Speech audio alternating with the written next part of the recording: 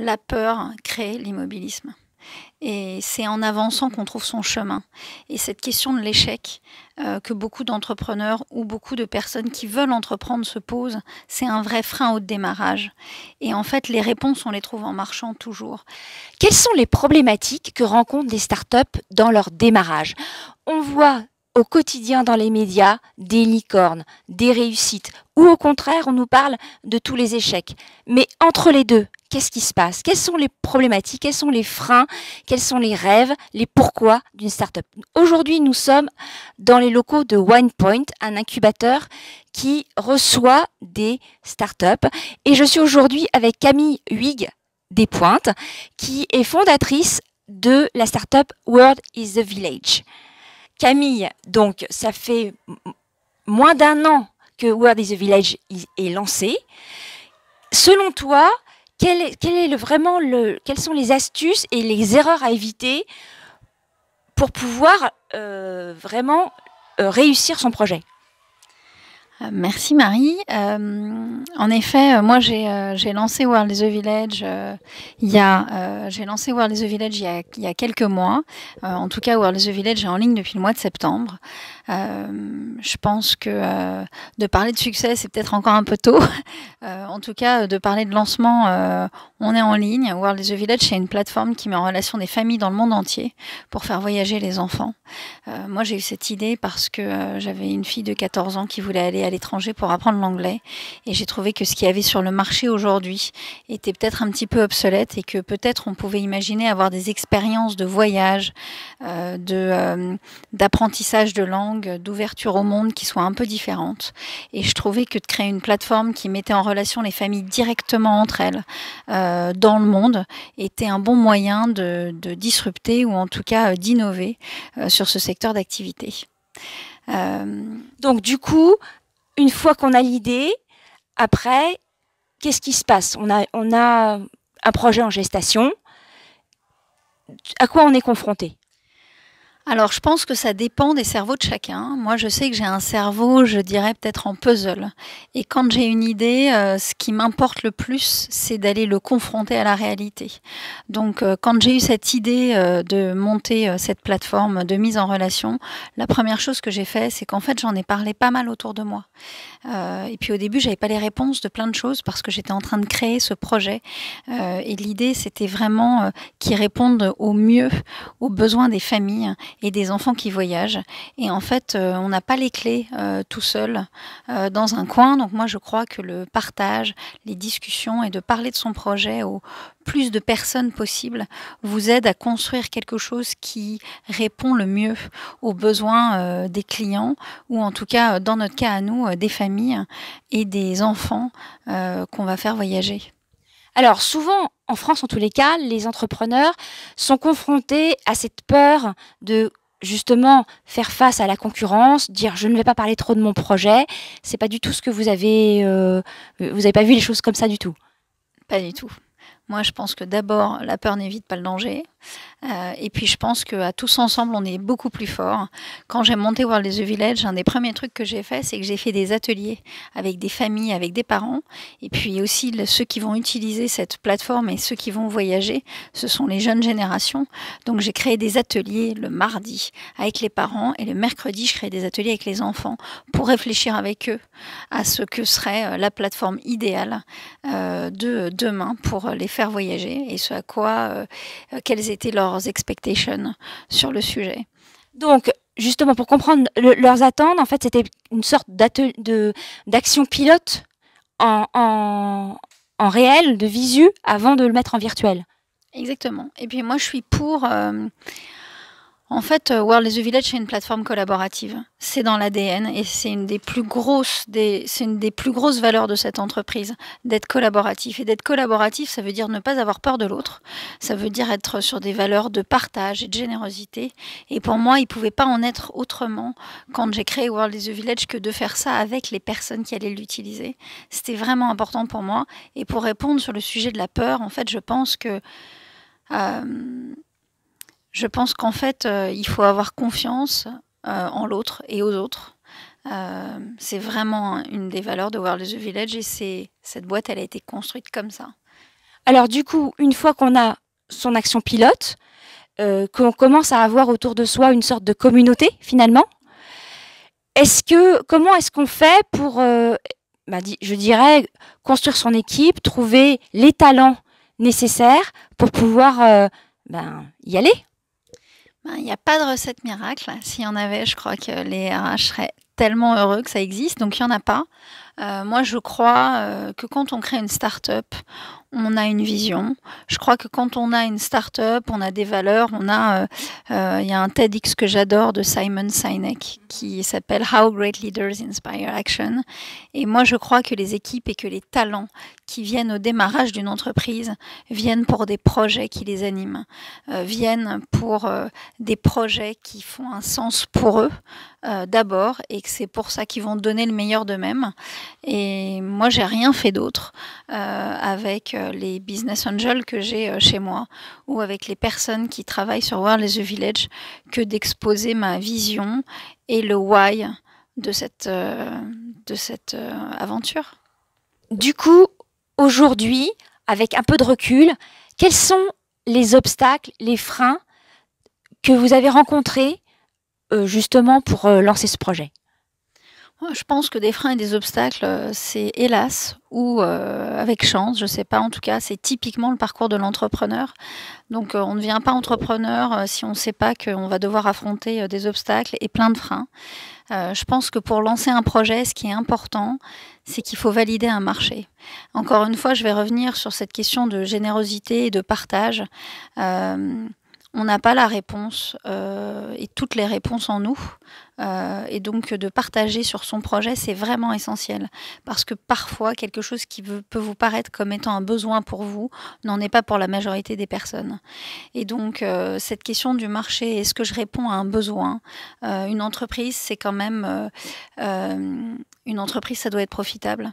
Donc il faut la vendre, il faut la marketer, il faut la lancer, il faut qu'elle soit concrète. Quand on lance une boîte, souvent on part d'une idée, et la complexité, c'est de rendre concret cette idée. Et la vraie question que se posent beaucoup d'entrepreneurs, c'est par quoi je commence. Et parfois, les entrepreneurs ont cette vision à très très long terme de comment ce serait quand ce sera super dans 10 ans. Mais la question, c'est par quoi je commence. Et je pense pas qu'il y ait vraiment de bonnes réponses, encore une fois, à ça. Mais ce qui est sûr, c'est qu'il faut commencer par petits pas et qu'il faut rester dans l'action et qu'il faut toujours avancer en marchant. De tomber, de faire des erreurs, de se tromper. En fait, tout ça, ça n'a pas d'importance. L'important, c'est de rectifier, de comprendre pourquoi on s'est trompé, de rectifier le plus vite possible. Et Mandela disait un truc super qui disait « Soit je réussis, en fait, je ne perds jamais, j'apprends ». Et c'est l'âme des startups. C'est garder la foi tous les jours. Tous les jours, garder la foi, croire qu'on va y arriver, mais pas que croire, hein, parce que croire, encore une fois, c'est pas concret. Donc c'est appliquer et mettre en opération et mettre en marche ce qu'il faut faire pour y arriver, parce que sinon, ça reste une idée. Et une entreprise, encore une fois, c'est pas une idée. Alors du coup, au quotidien, il y a des obstacles, des freins, des personnes qui nous mettent des bâtons dans les roues.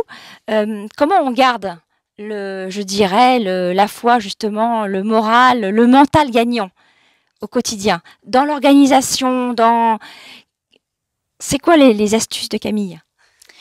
Camille, elle n'a pas d'astuce, mais Camille, d'abord, elle fait attention à son équilibre de vie. Ça, c'est quand même important. Donc, elle fait du sport, elle se fait coacher, elle en parle beaucoup autour d'elle. Encore une fois, je pense que cette notion de partage, c'est important.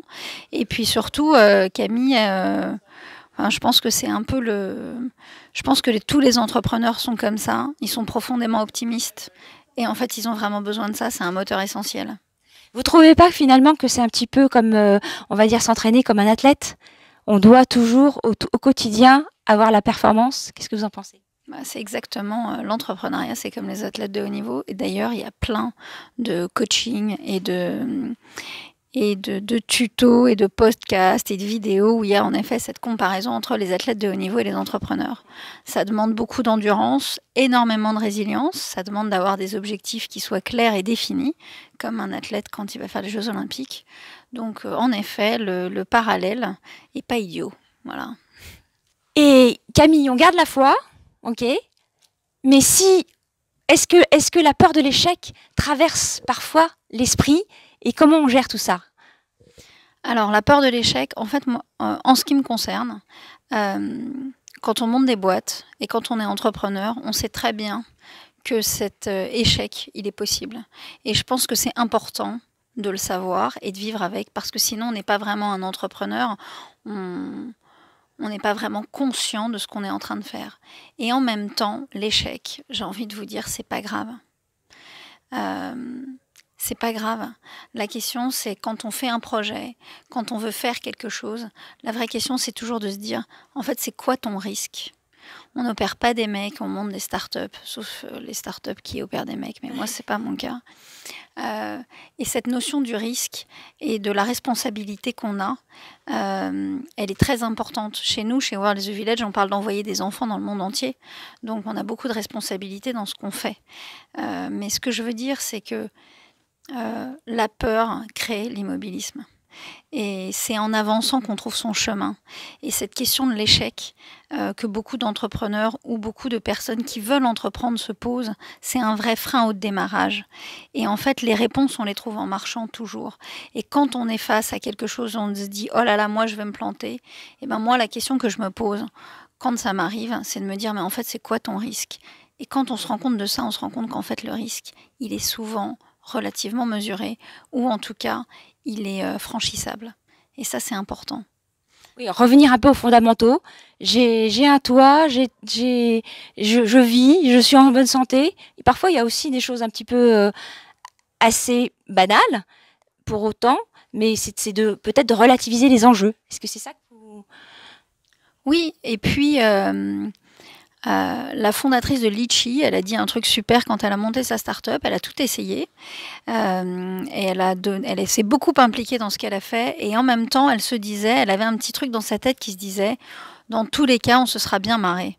Et aujourd'hui, c'est Litchi, c'est quand même une boîte, une aventure extraordinaire. Et je partage assez cette philosophie de se dire que quand on est entrepreneur, en fait, on a un niveau d'engagement qui est très élevé. Parce qu'on y a mis son idée, son cœur, son âme, ses tripes, parfois beaucoup de renoncements, des heures de travail. Et donc, du coup, tout pour nous est important parce qu'on a l'impression qu'on joue sa vie, sauf qu'en fait, c'est pas complètement le cas. Et donc, ça, c'est important de relativiser ça. Et puis, il y a aussi cette notion de plaisir, parce que quand on est entrepreneur, en fait, ce qu'on veut, c'est apporter du bien avec ce qu'on crée. Et cette notion de plaisir et de se dire qu'on... Moi, je fais du tech for good, évidemment, mais de se dire que quand on fait quelque chose, on le fait pour le bien des autres, ça aide à relativiser les choses et c'est surtout un énorme moteur pour entreprendre. Donc c'est vraiment créer une aventure humaine dans lequel on est acteur et dans lequel on entraîne beaucoup d'autres personnes. Oui, et encore une fois, avec cette notion de partage, d'avoir une aventure humaine avec ses équipes, mais aussi, et je reviens sur la question du besoin, de répondre à un besoin qui aide les clients, dans mon cas les familles, les enfants. Donc c'est cette vraie question du why qui est tellement essentielle et qui est un moteur essentiel quand on entreprend. Parce que si on a un why super fort, si on y croit, si les équipes y croient, si les familles ou si les clients y croient, c'est une aventure humaine à tous les sens du terme qui est extraordinaire. Moi, vous savez, ce matin, j'ai appelé une famille avec qui envoie son enfant grâce à World is the Village, et j'appelais la maman pour savoir si tout se passait bien et pour avoir un retour d'expérience. Et quand la maman me dit au téléphone « Mais merci d'avoir fait ça parce que je galère tellement et je trouve votre idée géniale, quelle joie !» C'est même pas quelle fierté en fait, c'est quelle joie de me dire, eh ben, grâce à moi, cet enfant qui a 16 ans, il va passer 3 semaines à l'autre bout du monde et il va rencontrer d'autres personnes, des nouvelles cultures et s'améliorer en langue. Quelle joie pour moi de participer à ce développement et au bien grandir des générations futures. Super, merci beaucoup Camille, c'est vraiment un super témoignage justement en tant qu'entrepreneur, en tant qu'aventure humaine d'une façon générale, c'est-à-dire en fait on mêle vraiment sa mission personnelle avec son projet professionnel. Donc ça c'est vraiment un beau témoignage. Merci beaucoup. Long vie à World is the Village. Donc le message principal de Camille était vraiment de se lancer, d'oser, d'y aller. Donc Camille et moi avons une question pour vous aujourd'hui. Vous avez certainement peut-être un projet pour démarrer une entreprise ou vous avez une entreprise et vous voulez aller plus loin. Quelles sont vos envies? Quels sont vos rêves? Et quelles sont les questions que vous vous posez? Et avec grand plaisir, Camille pourra vous répondre. En bas de cette vidéo, mettez vos réponses. Camille et moi serons vraiment ravis de nous pencher sur votre problématique et sur votre projet. Donc, répondez en bas de cette vidéo et pendant que vous serez sur le site, alors inscrivez-vous et vous recevrez automatiquement une formation offerte sur comment influencer les décisions d'achat de vos prospects sur le web grâce au neuromarketing, au marketing émotionnel. Merci beaucoup pour votre confiance et votre temps. Et je vous retrouve dans une prochaine chronique. À très vite.